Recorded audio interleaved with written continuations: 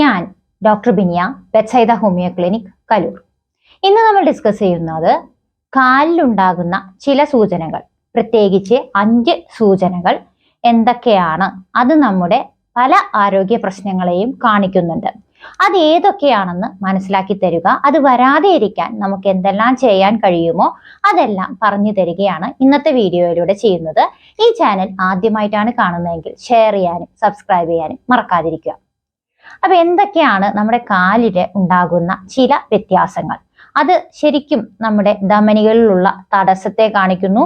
അതേപോലെ തന്നെ കാലിലോട്ടുള്ള രക്തചംക്രമണം ശരിയായിട്ട് നടക്കുന്നില്ല, അല്ലെങ്കിൽ ഓക്സിജൻ ഉള്ള രക്തം നമ്മുടെ കാലിലോട്ട് എത്തുന്നില്ല എന്ന് കാണിക്കുന്നു. ഇതിന്റെ 5 സൂചനകൾ എല്ലാവരും മനസ്സിലാക്കിയിരിക്കണം.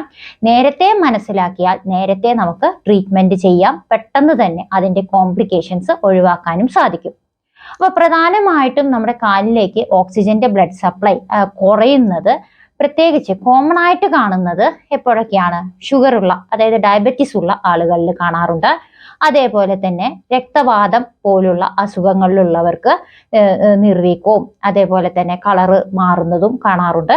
അതേപോലെ തന്നെ വേരിക്കോസ് വെയിൻ ഉള്ള ആളുകളിലും ഇതേപോലെ തന്നെ കാലിലൊരു കളർ വ്യത്യാസം കാണാറുണ്ട്. ഇത് കോമൺ ആയിട്ടുള്ള ഒരു കാര്യമാണ്.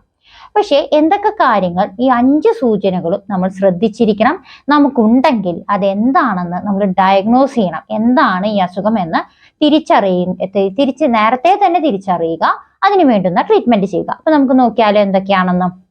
ആദ്യത്തേത്, നമ്മുടെ കാല് രണ്ടും നല്ല രീതിയിൽ തണുത്ത് ഇരിക്കുന്ന ഒരവസ്ഥ. എന്തുകൊണ്ടാണ് അങ്ങനെ തണുത്തിരിക്കുന്നത്? നമുക്കറിയാൻ പറ്റും. നമുക്ക് ആവശ്യത്തിനുള്ള ഓക്സിജനേറ്റഡ് ബ്ലഡ് ആ ഭാഗത്തിൽ കൂടെ പോകുന്നില്ലെങ്കിൽ അതിൻ്റെതായ ഒരു ചൂട് കുറവും മാത്രവുമല്ല, ഇതേപോലെ തന്നെ നല്ല തണുത്തിരിക്കും, അസാധാരണമായി തണുത്തിരിക്കുന്നത്. സാധാരണ ആളുകൾക്ക് അങ്ങനെ ഒരു സ്വഭാവമുണ്ട്, തണുത്തിരിക്കുന്നതും പുതച്ച് കിടക്കുന്നതും. അത് വാതപ്രകൃതമുള്ള ആളുകളിൽ സാധാരണ പറയുന്നതാണ്. പക്ഷെ അസാധാരണമായ ഒരു തരം തണുപ്പ് 2 കാലിലും അനുഭവപ്പെടുക, ഒപ്പം തന്നെ ചിലപ്പോൾ ഒരു നംനെസ്, തരിപ്പും വേദനയും കാണുന്നുണ്ടെങ്കിൽ ശ്രദ്ധിക്കേണ്ടതുണ്ട്. ആദ്യത്തേത്. രണ്ടാമത്തേത് എന്താണെന്ന് വെച്ചാൽ, നമുക്ക് ഈ കാലിലോട്ടുള്ള രക്തചംക്രമണം കുറയുന്ന സമയത്ത് നമുക്ക് കാല് പല രീതിയിൽ കളർ വ്യത്യാസം ഉണ്ടാകാം. വിളറിയിരിക്കുന്നത് കാണാം, ചിലപ്പോൾ ഒരു ലൈറ്റ് ബ്ലൂ, പർപ്പിൾ ഷെയ്ഡിൽ കാല് വരാം. അല്ലെങ്കിൽ നമുക്ക് എന്താവാം, ഒരു റെഡ് കളറിൽ, രക്തവാതമൊക്കെ ഉള്ള പോലുള്ള പ്രശ്നങ്ങളിൽ ഒരു റെഡ് കളറിലേക്ക് കാല് മാറുന്നത് കാണാം. ആഷ് കളറിലേക്ക് പോവാം, അല്ലെങ്കിൽ ബ്ലാക്ക് കളറിലോട്ട് പോകാം. കൂടുതലും ഡയബറ്റീസ് ഉള്ള ആളുകളിൽ ബ്ലാക്ക് കളറിലോട്ട് പോകാനായിരിക്കും സാധ്യത. അപ്പൊ ഇത്രയും കാര്യങ്ങൾ, ആ ഒരു കാര്യം ശ്രദ്ധിക്കുക.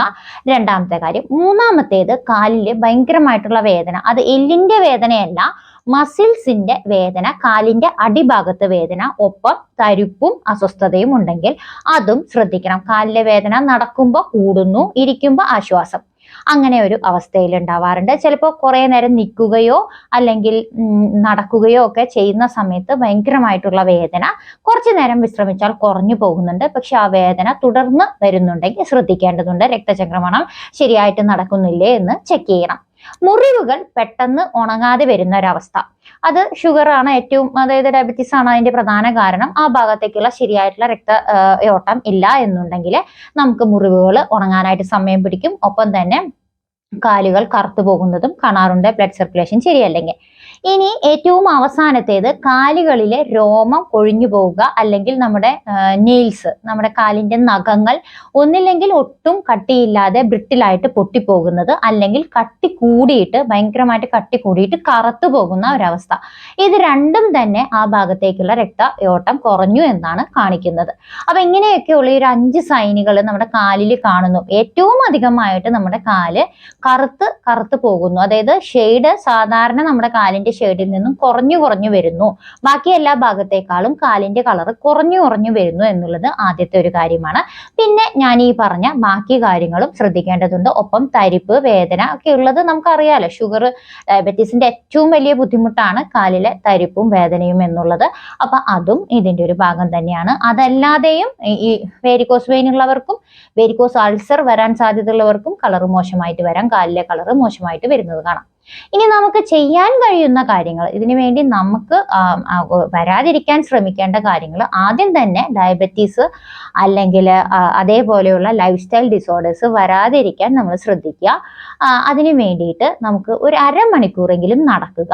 അപ്പൊ എല്ലാവരും പറയും നടക്കാൻ പറ്റുന്നില്ല, വേദന ആയതുകൊണ്ടാണല്ലോ പ്രശ്നം എന്ന് പറയും. അപ്പൊ നടക്കാൻ പറ്റാത്തവരാണ്, ഭയങ്കരമായിട്ടുള്ള വേദനയോ അല്ലെങ്കിൽ നമ്മുടെ വയസ്സ് കൂടുന്തോറും നമുക്ക് നടക്കാൻ കഴിയുന്നില്ല, അങ്ങനത്തെ ഒരു അവസ്ഥയാണെന്നുണ്ടെങ്കിൽ ഇരുന്നു കൊണ്ടുള്ള കാൽ വിരലുകൾ പൊക്കുകയും താഴ്ത്തുകയും ചെയ്യുന്ന എക്സർസൈസ് ചെയ്യാം. അല്ലെങ്കിൽ നമ്മുടെ കാലിന്റെ ഹീൽസ്, ആംഗിളിന്റെ ഭാഗം പൊക്കുകയും താഴ്ത്തുകയും ചെയ്യാം. ഇത് ശരിക്കും നമ്മുടെ എല്ലാ കാഫ് മസിൽസ്, എല്ലാ മസിൽസിനും നല്ല രീതിയിൽ ഒരു ബലപ്പെടുത്തുന്നവയാണ്. അതേപോലെ തന്നെ നമ്മുടെ പാദം അനങ്ങിയിരിക്കുന്നത് ഏറ്റവും നല്ലതാണ്. ഒരു സ്ഥലത്ത് തന്നെ കുറേ നേരം നിൽക്കുകയോ ഇരിക്കുകയോ ചെയ്യാതെ ചെറിയ രീതിയിലുള്ള സ്ട്രെച്ചിങ് എക്സർസൈസസ് കൊടുക്കാനായിട്ട് ശ്രദ്ധിക്കുക.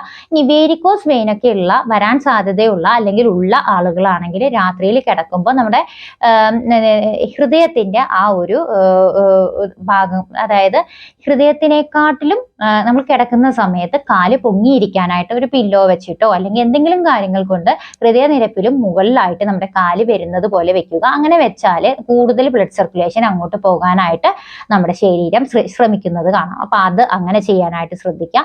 പിന്നെ കാലിൽ എന്ത് ചെയ്യാം, ഇങ്ങനെ ബ്ലഡ് സർക്കുലേഷൻ കുറയുന്നതിന്റെ ഭാഗമായിട്ട് ഏതെങ്കിലും രീതിയിലുള്ള എക്സർസൈസുകൾ, ഫിസിയോതെറാപ്പി ആയാലും നല്ലതാണ്. അങ്ങനെ ചെയ്യുന്നത് നമ്മുടെ കാലിന് മാത്രം എക്സർസൈസ് കൊടുത്താലും ഏറ്റവും നല്ലതാണ്. പിന്നെ BMI, നമ്മുടെ വയറിന്റെ കനം, അതായത് ഭാരം നമ്മുടെ കാലിന് താങ്ങാൻ പറ്റാതെ വരാതെ ഒരു അവസ്ഥ ഉണ്ടാകാതിരിക്കാനായിട്ട് ഹൈറ്റിനനുസരിച്ചുള്ള weight, body mass index maintain ചെയ്യാനായിട്ട് ശ്രദ്ധിക്കുക.